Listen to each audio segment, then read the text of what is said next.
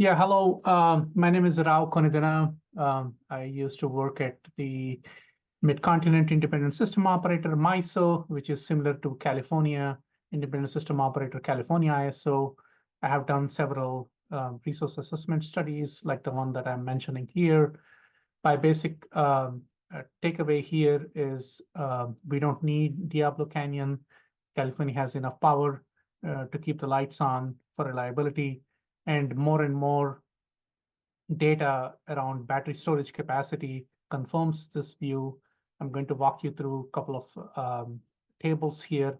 On my first slide, as you see, you'll see that there is a report that the California Public Utilities Commission and the California Energy Commission have put out called a joint agency reliability planning assessment report last year, end of in December. And that showed that it has information for battery storage only up to 5,500 megawatts, because that December report was using information as of August. So the data was lagging here. So on top of that, the CEC staff had issued a draft CEC report in September earlier in 2023, and that excluded a lot of resources to make the case that retiring Diablo Canyon was needed. And as you can see on my right-hand table, they have excluded almost 10,000 megawatts of multiple renewable energy resources, including solar, offshore wind, and geothermal, but they have also excluded, or they have included only 1,200 megawatts of demand response, but recognize 3,600 when there is indeed a potential for 4,800, almost 4 times of demand response.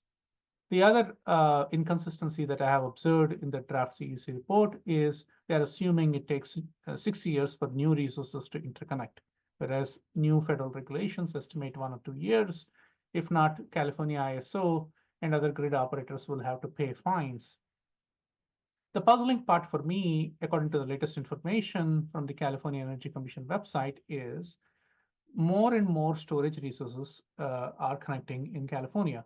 And as you can see on the highlighted table or highlighted portion, more than 10,300 megawatts alone have connected in 2023 and so far in 2024. And there are additional 3,800 megawatts planned to be online by the end of this year. So this all shows that there is indeed a lot of battery capacity, which means there is excess capacity. And so my next slide shows you how much excess capacity is in California due to all that storage being built. So the bottom line is 5,400 megawatts of excess capacity. And I arrived at by including the Diablo Canyon capacity and then taking all the constructed and interconnected resources by 2023, and then the additional capacity that just got added for batteries as of April, and then the 3,800 that is planned to be online by the end of December. So there is a net gain of 5,400 megawatts, and then we know that California needs contingency reserves of 2,500.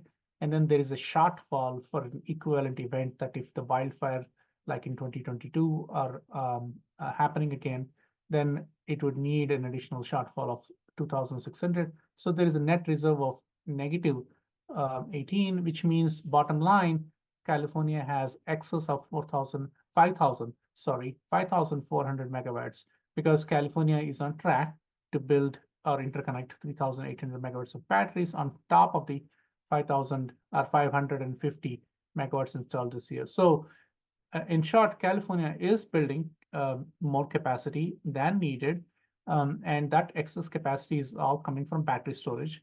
And hence, we don't need Diablo, because for reliability purposes, these battery storage can provide that reliability and resource adequacy benefit to California. Thank you.